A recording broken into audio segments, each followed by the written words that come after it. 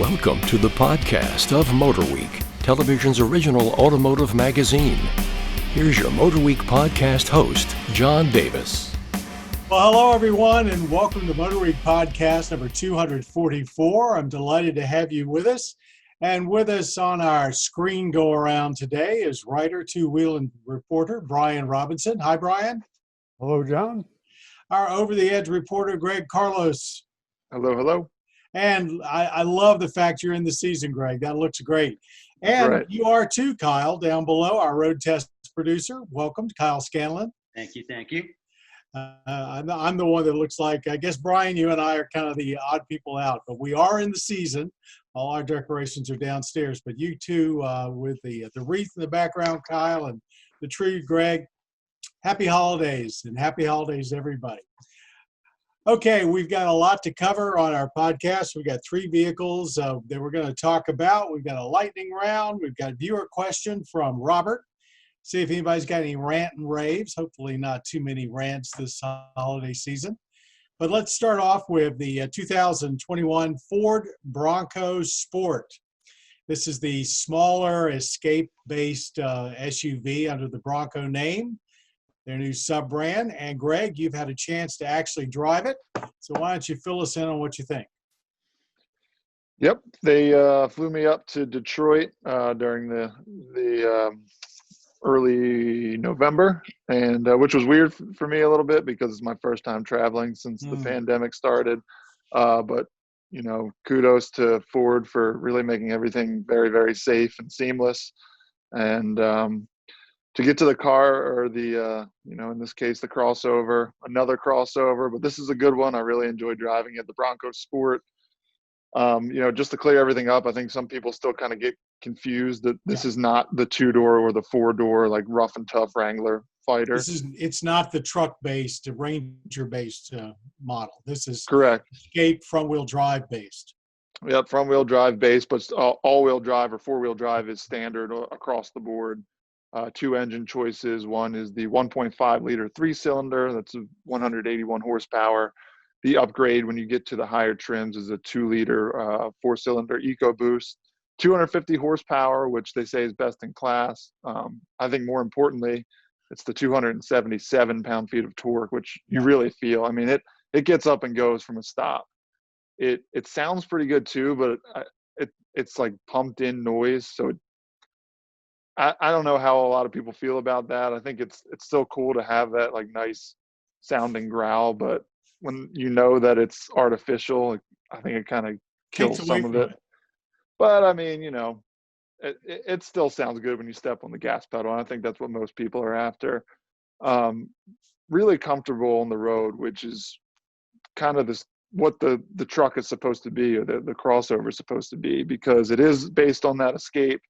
It's actually 8 inches shorter, so it's smaller than I think a lot of people think it is. It fights the Jeep Compass, so it's really not a lot of room in the second row.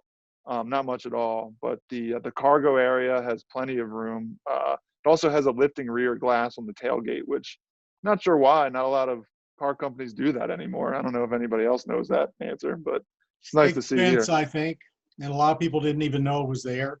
I love it, but it's almost I'm not sure. I can't really think of too many other SUVs that have got a separate opening rear glass. I know there's a few, but anyway, go ahead. Yeah, really useful. But I think what most people are interested in is the off-road capabilities, and it's it's pretty darn good off-road. I mean, it has, they call them GOAT modes, GOAT, for go over any type of terrain.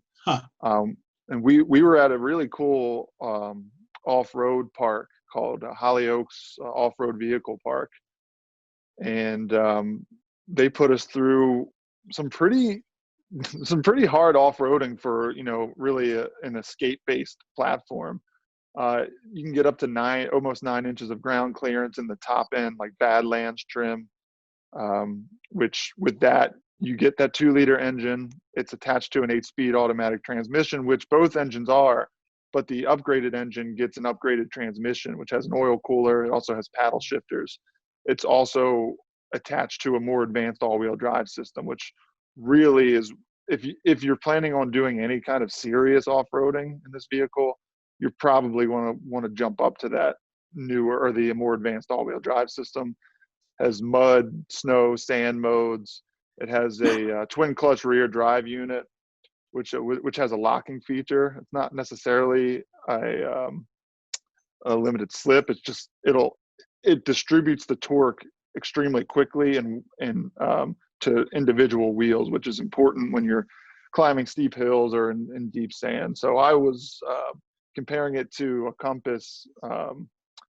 Oh God, I'm just blanking on the name of their off-road package. Why am I missing it? The most trail-worthy Compass. Yeah. Yeah. Trailhawk.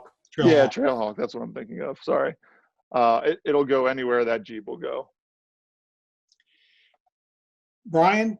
I think I don't know. I have mixed feelings on it. Obviously, I haven't driven it like Greg does. Very comprehensive review there. I think it's cool that they made it so legit off-road. I mean, I think they almost had to do that, bringing the Bronco name back and bringing this one back first instead of the quote-unquote real Bronco. But I mean, that obviously was a lot of money spent in development that I'm not sure how many Bronco Sport owners are going to take advantage of that. I'm not sure that was maybe the greatest decision money-wise as far as development, but I think it's pretty cool and definitely looks cool. Look forward to driving it. Kyle, any impressions? I mean, everything was basically covered there. I don't have a lot more to add. I can definitely, I agree with Brian where, they definitely threw a bunch of money into it, and you got to wonder how many people are actually going to buy that as opposed to going for, the Bronco that everyone knows much more about. But, it's a cool little thing. And, I do enjoy off-roading, when I get the chance to do it, and being in a smaller package like that, I'm really looking forward to driving it as well, and hopefully being able to do some off-roading with it to see what it's capable of. To me, what is exciting about it is it seems to be a return to the kind of rough and ready wagon type features that the original Jeep XJ back in the early 80s had, the Cherokee and the Wagoneer. I mean, I owned a couple of those plus the pickup. And I really thought that the size and the packaging were excellent. Although from looking at the stats, this Bronco Sport is actually a little bigger. But that squareness, and if you really want to carry a lot of stuff, square is where it's at, in a relatively small footprint. So I'm looking forward to driving it. I think it's an old idea that they brought back and done right. Yeah, you could still get a lot of square SUVs like the Compass, but they just seem to lack something in execution. They weren't as serious about being all capable, and the Sport does. And as you've said, and we've all said a couple of times, the regular Bronco, the truck-based Bronco, when it finally shows up, is going to be what everybody's going to be keying on. And I know there are aftermarket people that are opening up whole new arms of their business just to service it. But it's the Bronco Sport that's probably going to be the volume vehicle. It's going to be less expensive. It's going to be more manageable. It's going to be probably a better ride, we expect. That was a great report. Anybody got anything else on it before we move on?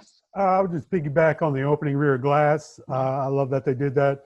Most people, like you said, don't even know if their vehicle does or not, but it comes in handy, especially if you got like a bike rack on the back. You need to get into the back allows that. So you don't have to take it off. Correct. So stuff like that really comes in handy. Yeah, I love the rear opening glass as well. For a while, I guess 4Runner, I guess over at Toyota still has a power one that goes down, or at least they sliding. But there's not very many of those around, and gee, they're so useful. If you've got something small, you don't have to, deal with that big hat. So kudos for Ford for doing that, because that's an expense. That was not a cheap decision either.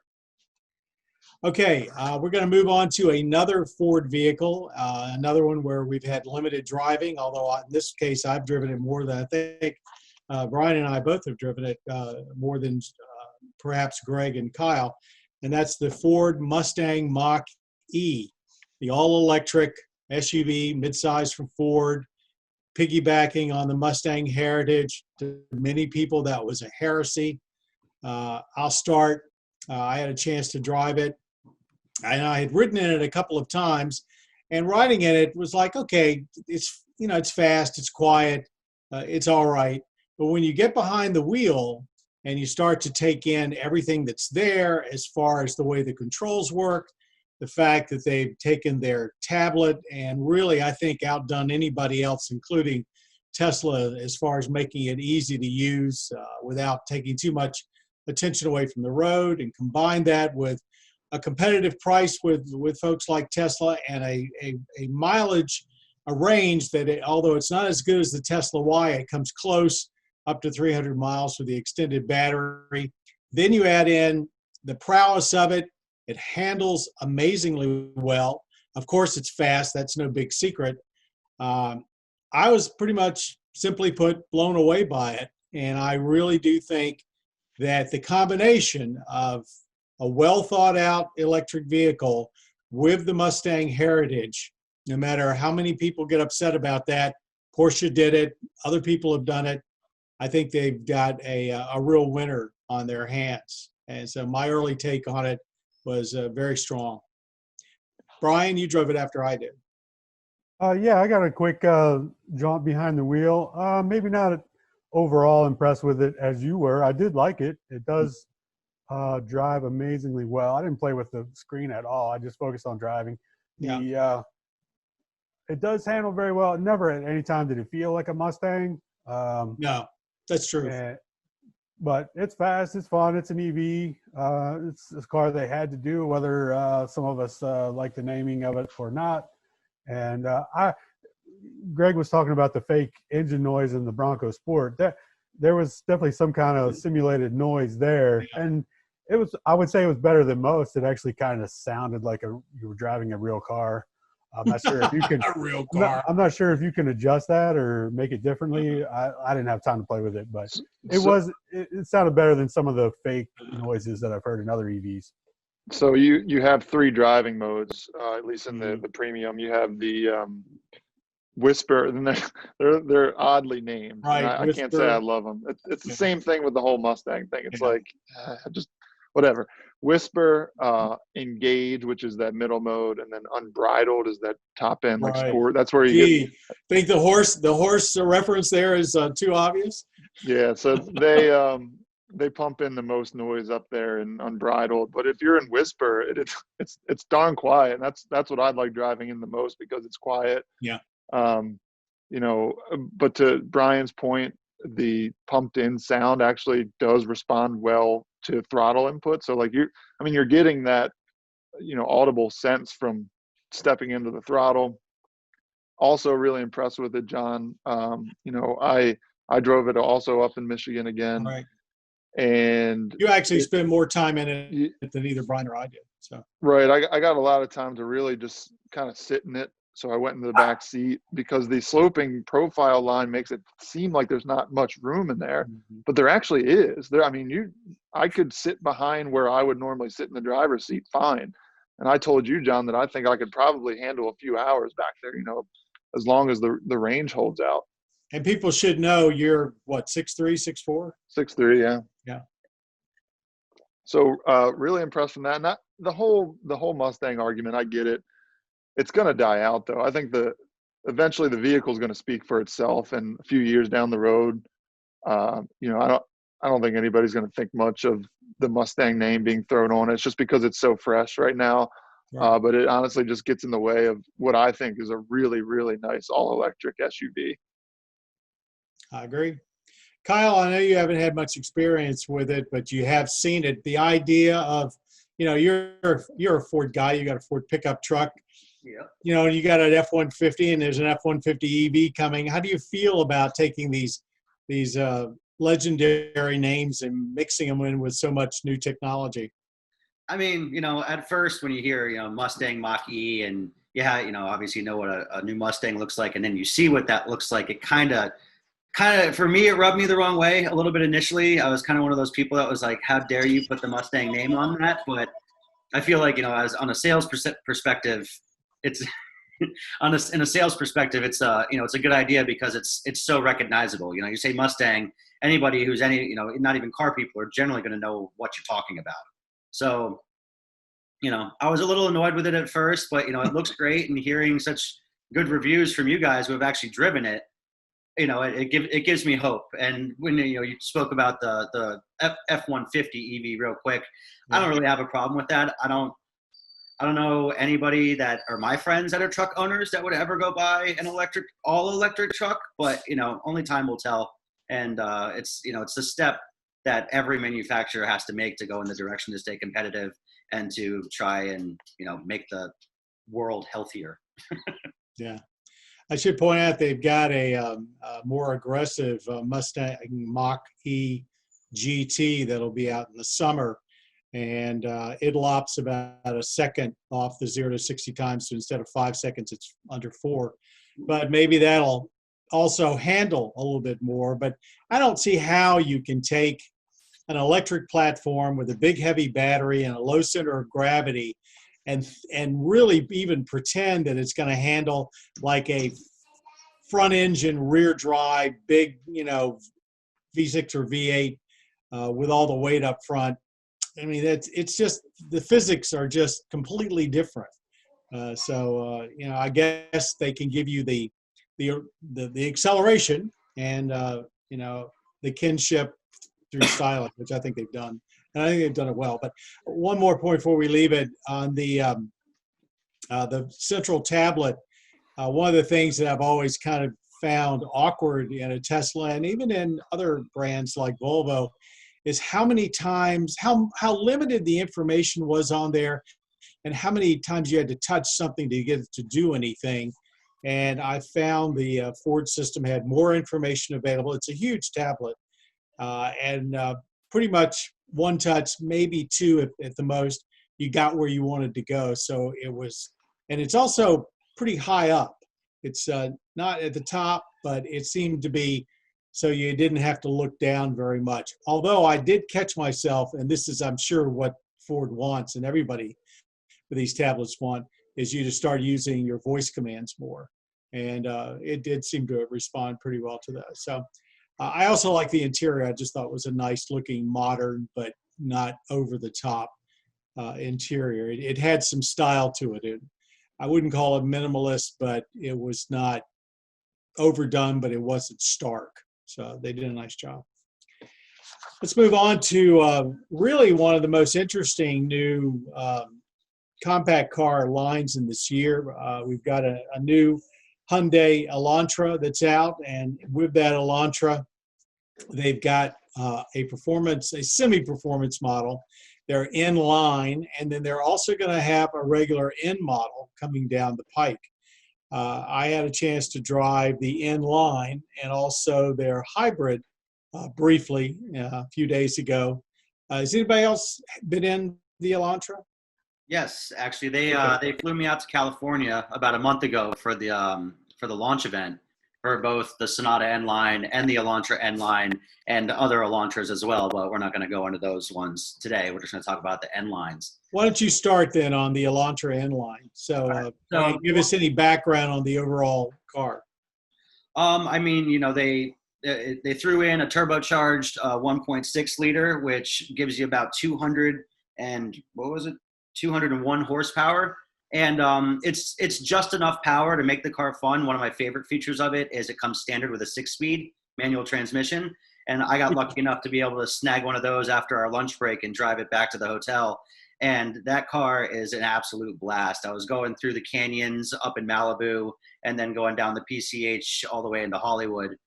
And, it's just fun being in a 6-speed again. You almost don't get the opportunity very often anymore. And the fact that they're offering it standard, there is an automatic that, you pay a little extra money for, but the fact that it comes in as standard really gives you that performance feel. And, the words performance and Hyundai are two things you generally don't think go together. And they're definitely working on that. They've re-engineered, the suspension. It has accents on the exterior that you will only find on the N line. They're not on any other versions of the Elantra. A cool little N line badge in the corner of the front grille, which is I just those little details I really enjoy. The interior is unique too. The instrument panel is actually different. It's a little more sporty in some ways. It's a little more. We use the word minimalist than the other, at least the other Elantra hybrid that I drove.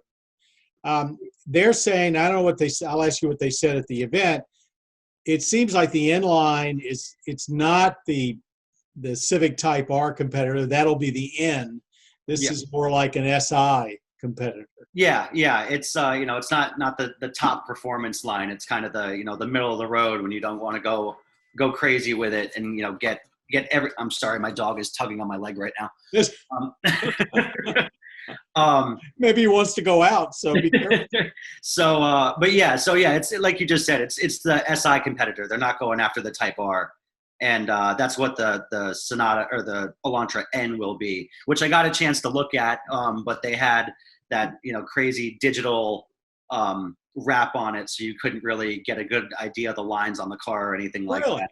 Yeah. So they had one at the event that you could look at, but I'd say it's a very capable car, and for the price point, it's offered at $24,000. So for a middle of the road performance car, I'd say it's not too much money. And also one of the things that I would say is the clutch is fantastic, and I think it would be a perfect car for somebody who wants to learn how to drive a manual transmission to learn in, because it's extremely forgiving. It's just light enough that you're not really it doesn't grab the gear too hard when you're going, unless you're blasting through the gears at full throttle, you get a good little jolt. But other than that, it's very, very well engineered. I thought the gear shift and the clutch were pretty sweet. I was not expecting it to be as good as it is. I should just tell everybody that the Elantra lineup in general is sleeker than it's been before. If you take a look at the Sonata, which is, when it came out almost a year ago, everybody was quite taken with its looks. This is like a baby Sonata in a lot of ways as far as this the styling. It's pretty roomy inside. How about you other two guys? Any impressions from what you've either read or seen? I know the previous Elantra N was, I was so impressed with that car. I love driving that car. And I'm glad that the N line has some performance upgrade. Is that the same with the Sonata as well? The Sonata N line has performance upgrades as well. I saw the press release and it said Hyundai's hot new sedan gets a high performance look. And I stopped reading from there because, I didn't think there would be anything more to learn from there. But I love the whole N philosophy for sure. Yeah. I think it's fair to say, even we get confused with the naming scheme. It's not just Hyundai, but if you're at home and you're getting yourself confused between N and N line, it's okay. We do too. I think it is a little bit confusing. It's kind of like a little bit akin to Audi's S and S line and RS and all that stuff. So just think if you see a line written behind a letter, it's probably not as good as just the letter on itself. Right. I think Audi is the one that probably started that.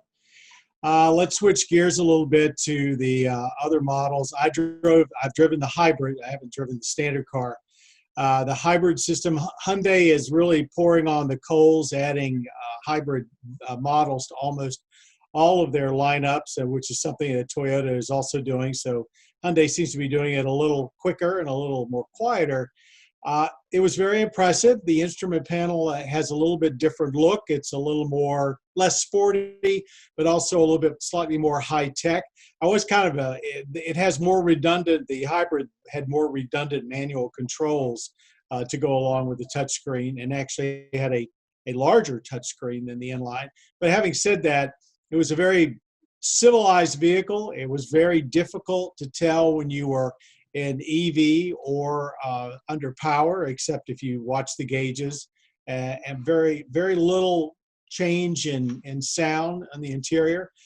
Very comfortable car.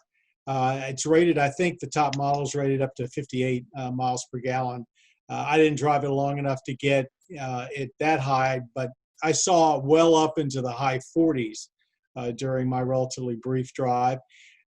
It just drove home the case to me one more time why so many manufacturers are dropping their mid-size sedans and sticking with the compacts, which are not small at all anymore.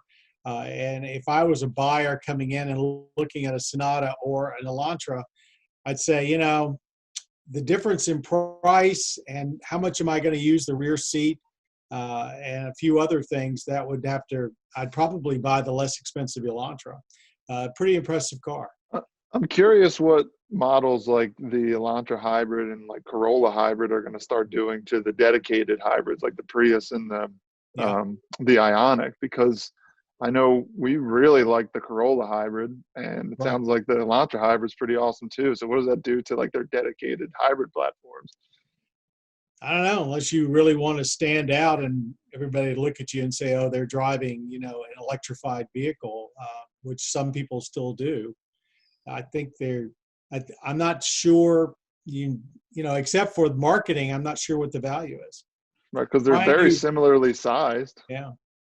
Well, I think mileage-wise, I believe the Hyundai Elantra hybrid falls. It's either not quite. I think it's not quite as good as the Ioniq. Maybe it's a little better than the Ioniq. I'm not sure. Brian, anything to add? No, nothing further. Have you've seen the Elantra in general? What do you think about what you know? I think, as you said, it looks good. It's similar to the Sonata. It's a great value. Some of the Hyundais, their base price is very low, but when you start adding stuff, the price gets a lot closer to the Hondas and Toyotas of the world. But I think the Elantra still does have a pretty good price advantage in that segment, and I think it's a good overall package. Yeah, nice car. Okay, thanks everybody. Let's move on to our lightning round. We were talking about the Bronco Sport. It's on the way to dealerships right now. Production of the 2- and 4-door Bronco, however, has now been delayed due to a supply chain disruption related to COVID-19. Word is that it's the supplier for the roof panels. Ford says production is now slated to start in the spring, with deliveries coming up this summer. Should prospective buyers be prepared for more delays or continue making space in their garages? What do you think? I don't think you can throw anything out in 2020. But from what I heard, though, it really is. It just come down to that top issue. And from what I read, there's even like the outside chance that they could continue on with production of the actual truck, because they don't need to have the roof to actually finish producing the truck and building it. So they could, in theory, build the Broncos and then get the tops later and have dealers install them if for whatever reason they had to. Yeah. But I still think it's going to get figured out. But, this is just kind of the time we're in. Stuff's just getting delayed, and there's really not anything you can do about it. Anybody else on this burning topic? Yeah. I would say there's going to be more delays everywhere. Stuff shutting down again. Definitely expect more delays. Right, Kyle, anything from you? I mean, not really. Just, it's 2020 just being 2020. That's what it seems like. And with, things opening up and shutting down and opening up and keep repeating the cycle, it's going to screw up the process of a lot of manufacturers. So I agree with Brian. Just expect more delays. Yeah, well, this is our time to just tell everybody out there to be careful, because this thing's not over yet. Okay, let's move on to our viewer question from Robert. And this is a good one. Do the brake lights on EVs come on during regenerative braking? How does the driver behind me know I'm slowing while I use one pedal driving with my EV? What do you think? I was curious about this a few years ago too, I think with the i3. And yes, I can speak for the i3 and many other EVs. If you let off the gas and you have the heavy regen braking on, it actually will trigger the brake lights, because you're braking. And a lot of the times you can come to a complete stop without even touching the brake pedal. And clearly people need to know you're doing that. So yes, with all the EVs that have done that, in my experience, they trigger the brake lights. And obviously if you hit the brakes, you're still regenning the brakes originally before the pads kick in. And obviously the lights come on then too. Anybody else have anything to add? I'm not sure that they all do all the time. Is it only in like the hyper regen modes, or even in the basic modes? I think it's vehicle dependent. Yeah, I think I've noticed that as well. And it's no different than like if you're downshifting and engine braking, you can slow down a car significantly, without triggering the brakes. So I'm not sure that's consistent across the board. I know that a lot of them do, but I don't know if it depends on mode or not. That is a good question. Yeah, like I Kyle, said, any real world experience there? Well, yeah, when I did the EV road trip with Dave and the crew, I was driving the Ioniq the whole time, and I tried my best for a lot of the time to use the one pedal driving, and this is going away from the brake lights turning on or off, but it's a weird experience to not use the brakes and just kind of trust that the car is going to come to a stop when you want it to. And I did have the thought when I was driving sometimes, and I was wondering, I'm like, I don't even know if this is triggering my brake lights. I don't know if the people behind me know I'm slowing down. But to Brian's point, if you have a manual transmission and you're downshifting, you're using the engine to slow down, there's no brake lights doing that either. So, I mean, I think it's definitely a good question, and it's something that the manufacturers definitely need to make sure is happening if it isn't with their vehicles. Greg? I mean, it's a fair point about the downshifting, but I still don't think it is as aggressive as what these one pedal regen systems are doing. I mean, they bring you down to a stop easily in stop and go traffic, and I think it's fair to say that you should just figure it out on your own, because like I said, in my experience, I have tested a few of them. They have worked as they're supposed to, and I think they should. But as far as I know, I don't think there's any standard that says they have to. So maybe just have somebody follow behind you and give it a test, and then you'll know. Yeah, I think in general, if you're just slowing down, so you've got light regen, the lights don't come on. But I'm not sure that's true. I actually watched a YouTube video where the guy was following his spouse in a Tesla Model S, and she just let off the throttle and the brake lights came on. So that may have been dependent on how the car was set, because in many cases you can set the car for a lot of regen or light regen. So it looks like if you're doing heavy regen, they come on, but we're not quite sure about light depending on the vehicle. Well, if it was light regen, that would get pretty annoying to the driver behind on the highway if you just lift off the throttle and the brake lights come on. Yeah, I agree. Okay, well, Robert, I hope that answers your question. I'm not sure it does, but maybe you need to get somebody to follow behind you and talk to you on the phone and tell you what's happening. Any rant and raves before we wrap up our holiday edition of the MotorWeek podcast? I'll do my yearly rave about minivans. We had the Sienna Hybrid in, and I got my Christmas tree that's behind me, threw it right in the back, had my kid with me in the second row, and just loving life in a hybrid minivan. Yeah, and it's all hybrid. So yeah, that's it was sweet, man. You got USB ports everywhere. Now, granted, I know it was like mid 40s or something like that. They're not cheap. No, but you get what you pay for with minivans. Don't just go right for that SUV. Yeah. It's the world's largest Prius. You gotta love it. I averaged a good over one. 30. I averaged over 30 miles per gallon in that. And I wasn't really trying that hard at all. Highway, city, you name it. It was over like 250 miles. It was 32 miles per gallon, I believe. Yeah, well, I'm very impressed with what Toyota's has done with both that and they brought the Venza name back, and I'm driving that right now, and they're all hybrid. And you're thinking, I long ago thought that would become the common powertrain. It's taken longer than I expected, but I'm glad it's here. Was it all-wheel drive, Greg, or was it just the front-wheel drive one? I believe we just had front-wheel drive because I noticed a little more wheel spin taking off at the track.